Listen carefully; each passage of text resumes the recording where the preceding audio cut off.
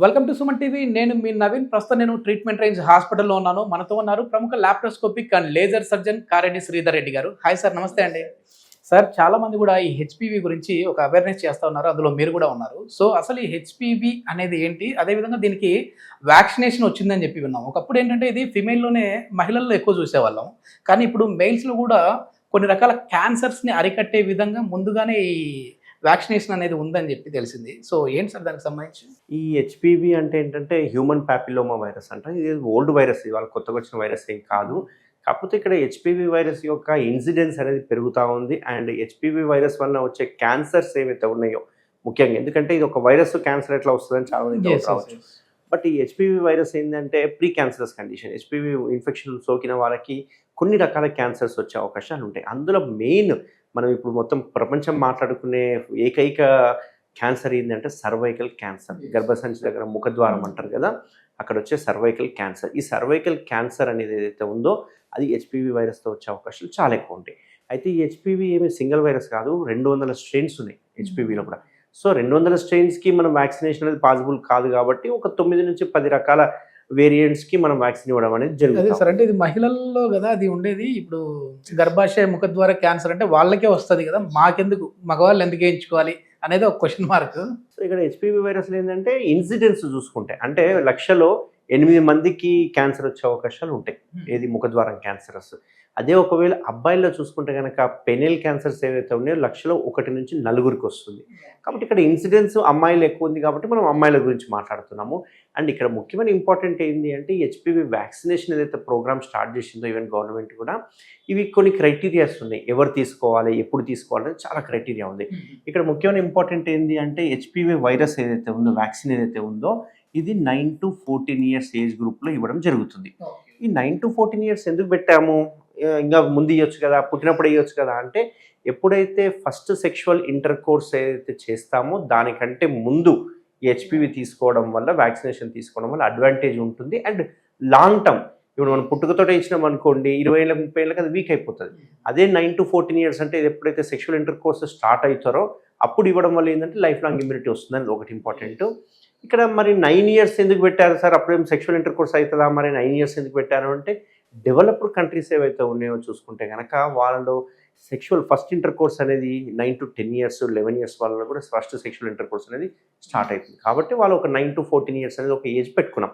So ఈ 9 to 14 yearsలో HPV vaccine ఏం చేస్తాము అంటే 0 and 6/12 అంటే ఫస్ట్ డోస్ ఇచ్చిన తర్వాత 6 months కానీ 12 months కానీ సెకండ్ డోస్ ఇవ్వాలి. అంటే 2 డోసులు ఇవ్వాలి. ఏది 9 to 14 years. ఇక్కడ మరి ఓన్లీ అమ్మాయిలకే ఇవ్వాలా అంటే కాదు, అమ్మాయిలకు అబ్బాయిలకు బోత్ ఇద్దరికి ఇవ్వాలి. ఓకే, ఇక్కడ అమ్మాయిలకు కంపల్సరీ ఎందుకు ఇవ్వాలంటే అది సర్వైకల్ క్యాన్సర్ ఇన్సిడెన్స్ ఎక్కువ ఉంది కాబట్టి ఇస్తున్నాము. బట్ అబ్బాయిలకు కూడా ఇవ్వడానికి మనకి అడ్వాంటేజ్ ఏముంటుంది అంటే, వాళ్ళకి ఎటువంటి పెనల్ క్యాన్సర్స్ కావచ్చు, యానల్ క్యాన్సర్స్ కావచ్చు, లేకుంటే థ్రోట్ క్యాన్సర్స్ కావచ్చు, ఓరోఫారింగ్స్ కావచ్చు, నేజోఫారింగ్స్ కావచ్చు, ఇట్లాంటి క్యాన్సర్స్ వచ్చే అవకాశాలు తక్కువ ఉంటాయి. అదే ఒకవేళ మనం మర్చిపోయాము 9 to 14 ఇప్పుడు మనం తీసుకోవాలి, ఎట్లా తీసుకోవాలి అంటే 15 to 45 ఏజ్ వరకు కూడా వ్యాక్సినేషన్ తీసుకోవచ్చు అని రీసెంట్ గైడ్లైన్స్ చెప్తుంది. ఈ 15 to 45 years ఏజ్ వాళ్ళని ఎలా తీసుకోవాలి అంటే, మరి ఫస్ట్ తీసుకున్న వాళ్ళు 2 doses తీసుకున్నారు, వీళ్ళు ఏం చేయాలంటే 3 doses తీసుకోవాలి. ఓకే, ఈ 3 doses ఎలా తీసుకోవాలి అంటే కనుక 0 dose ఈరోజు వేయించుకుంటే కనుక 2 months తర్వాత ఒక డోసు, ఆ తర్వాత 6/12 6 months కానీ 12 months కానీ 3 డోసు. ఇట్లా ఒక 3 డోసులు తీసుకుంటే కనుక వాళ్ళకు లైఫ్ టైం ఇమ్యూనిటీ అనేది వస్తుంది. ఇక్కడ మనకు ఒక క్వశ్చన్ రావచ్చు ఏంటంటే, 15 to 45 already sexual inter course అయిపోయి ఉంటుంది, మరి అప్పుడు తీయించుకుంటే ఏం ఉపయోగము, ఆల్రెడీ వాళ్ళకి వైరస్ అటాక్ అయింటే ఏంది పరిస్థితి అంటే, వాళ్ళకు ఒకవేళ అటాక్ అయితే ఈ వ్యాక్సిన్ తీసుకోవడం వల్ల అంత ఇమ్యూనిటీ రాకపోవచ్చు. అట్లా అని చెప్పేసి 15 to 45 years ఏజ్ ఉన్న వాళ్ళందరికీ హెచ్పివి వైరస్ సోకిందని కూడా మనం అనుకోలేము. కాబట్టి వాళ్ళకి ఈ వ్యాక్సిన్ వేయించుకోవడం వల్ల ఏంటంటే ఫర్దర్ ఇమ్యూనిటీ అనేది డెవలప్ అవుతుంది. ఆల్రెడీ హెచ్పివి వైరస్ వ్యాధి సోకిన వాళ్ళకి ఆల్రెడీ యాంటీబాడీస్ ఫామ్ అయిపోయి ఉంటాయి. సో ఇప్పుడు మనం ఇచ్చే ఈ వ్యాక్సిన్ వల్ల ఫ్రెష్గా ఏమి యాంటీబాడీస్ ఫామ్ కావు. కానీ ఇక్కడ అడ్వాంటేజ్ ఏంటి అంటే, మనకు ముఖ్యంగా ఒక 4 వేరియంట్స్ ఉన్నాయి. ఈ 6, 11, 16, 18 అని చెప్పేసి ఒక 4 వేరియంట్స్ ఉన్నాయి. ఈ 4 వేరియంట్స్ ఎక్కువ క్యాన్సర్కి దారితీసే స్ట్రెయిన్స్ అన్నట్టు. సో దానికి మనం వేస్తున్నాం కాబట్టి ఒకవేళ వాళ్ళకి ఫర్దర్ అటాక్ కాకపోయింటే కనుక ఈ ఏజ్ గ్రూప్ వాళ్ళకి ఇమ్యూనిటీ అనేది స్టార్ట్ 45 అబోవ్ అవసరం లేదంటారు సార్? 45 ఏజ్ తర్వాత వచ్చే వ్యాక్సినేషన్ అనేది ఇప్పటివరకు ఏం రాలేదు. ఇందులో కూడా కొన్ని ఇండియన్ వ్యాక్సిన్స్ కానీ కొన్ని రకాల వ్యాక్సిన్లు అప్ టు 35 ఇయర్స్ వరకే ఉన్నాయి. గార్డాసిల్ అని ఒక కొత్త వ్యాక్సిన్ ఉంది, అది 45 ఇయర్స్ వరకు వాళ్ళు స్టడీస్ చేశారు కాబట్టి అప్ టు 45 వరకు. దీనివల్ల ఏమైనా సైడ్ ఎఫెక్ట్స్ లాంటివి ఉంటాయా సార్, లేదంటే వ్యాక్సినేషన్ వల్ల మామూలుగా సైడ్ ఎఫెక్ట్స్ ఏమి ఉండవు. మామూలుగా ఇచ్చిన రోజు ఏమైనా ఫీవర్ వస్తే రావచ్చు, మైల్డ్ పెయిన్ ఉండొచ్చు, అంతకుమించి ఏమి పెద్ద సైడ్ ఎఫెక్ట్స్ ఉండవు. అండ్ ఇది తీసుకోవడం వల్ల హెచ్పివి వైరస్ వ్యాక్సినేషన్ తీసుకోవడం వల్ల అడ్వాంటేజ్ ఏంటి అంటే, వాళ్ళు ఒకవేళ ఇప్పుడు ఒక పర్సన్ హెచ్పివి తీసుకున్నాడు, సో వాళ్ళకి ఇమ్యూనిటీ డెవలప్ అవుతుంది కాబట్టి అంత త్వరగా పార్ట్నర్ ద్వారా హెచ్పివి వైరస్ సోకే లక్షణాలు తక్కువ ఉంటాయి. హెచ్పివి ఒకవేళ పార్ట్నర్కి ఉంది అనుకోండి, వ్యాక్సినేషన్ తీసుకోకపోతే హెచ్పివి వైరస్ సోకే అవకాశం ఉంటుంది. ఇంకో ఇంపార్టెంట్ ఏంటి అంటే, సరే ఇప్పుడు హెల్తీగా ఉన్న వాళ్ళందరికీ హెచ్పివి వస్తుంది అంటే హెల్తీగా ఉన్న వాళ్ళకి రాకపోవచ్చు, బట్ ఇమ్యూనిటీ పవర్ ఎవరికైతే తక్కువ ఉందో, అంటే అది డయాబెటీస్ వలన కావచ్చు, ఆటో ఇమ్యూన్ డిసీజ్ వలన కావచ్చు, లేకుంటే హెచ్ఐవి వలన కావచ్చు, ఇట్లాంటి చాలా డిసీజ్లలో ఇమ్యూనిటీ పవర్ తక్కువ ఉంటుంది. అట్లాంటి వాళ్ళకి హెచ్పివి వైరస్ వ్యాక్సిన్ సోకే అవకాశం చాలా ఎక్కువ ఉంటుంది. ఇప్పుడు సింపుల్ హెచ్పివి ఎవరికి ఉంది ఎలా తెలుసుకోవాలి సార్ అంటే, ఇన్వెస్టిగేషన్స్ ఉన్నాయి, చేయించుకోవచ్చు.